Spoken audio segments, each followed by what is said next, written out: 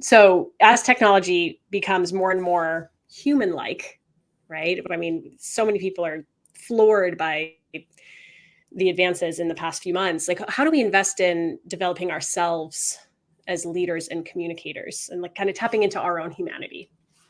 I love this question.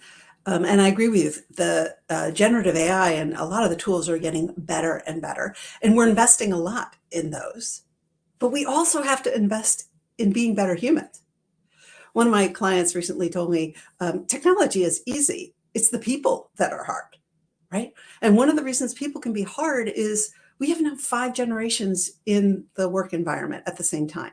And they're very different, right? Millennials and Gen Zs are the most diverse generations that we've ever had on the earth.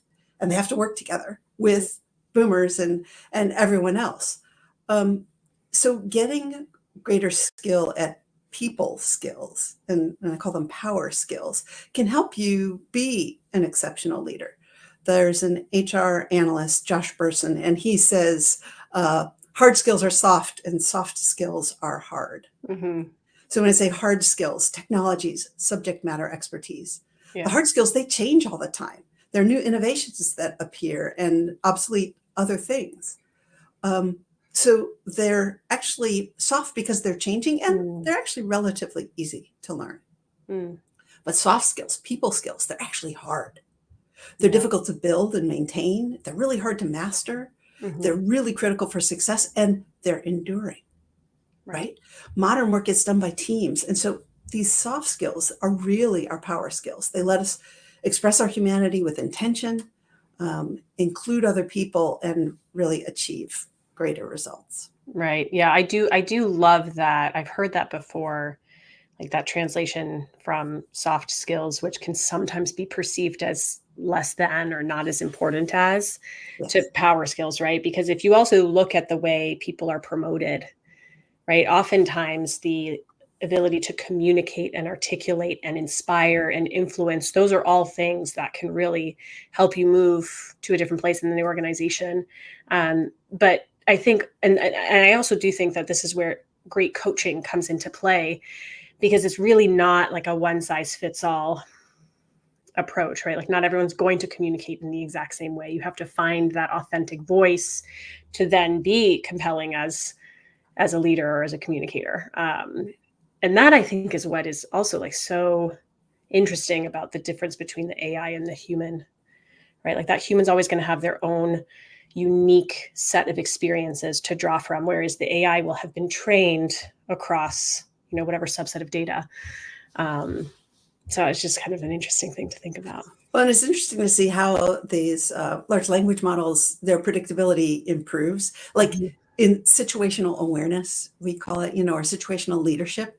How good do they get at adapting and predicting to what could happen next based on the signals that they're getting? Right. I think human to human, we have a great deal of intuition.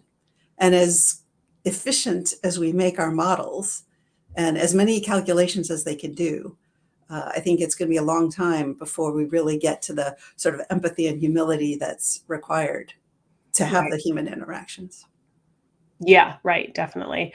I also wonder if there's, so at Virtual Sapiens, we just included some generative AI, like feedback for content, right? So like, give us some suggested rewrites to make this sound more empathetic, or give us some suggested rewrites to make this more concise.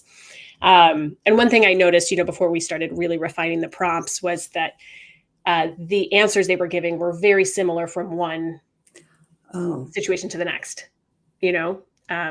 Valid answers in general, right? But not valuable enough initially, right, to have it be all that meaningful. Mm-hmm. Mm-hmm. And I think it's interesting, the interplay of these different things. So when I was teaching a class at Stanford and writing this book, we came up with a modern leadership model we call HEARTI, HEARTI. And it's humility, empathy, accountability, resiliency, transparency, and inclusivity. So there are a lot of facets. And I think some of our large learning models have sort of gaps, right? They're not even across Right. that sort of picture of what are the core power skills that humans have to engage with each other. Right. Right. Yeah. Yeah. So continuing to just tap into those power skills, I think, is a very it's critical for Right, and I people. think it's not just because of Gen AI, but the whole Yeah. world is changing, Yeah. right? We have leaders that kind of are tyrants, right? They're all about getting the work done. They don't demonstrate any humility or empathy to their people. Mhm. And what happens Mhm. is they burn themselves out, they burn their teams out. They might get the results, but Mhm. there's a lot of consequences on Mhm. the negative side. Yeah. And we have other leaders on the other end of the spectrum. I call them cupcakes and kisses leaders, Mm. who are all about caring and sharing and encouraging, but they don't hold their people accountable, Right. right?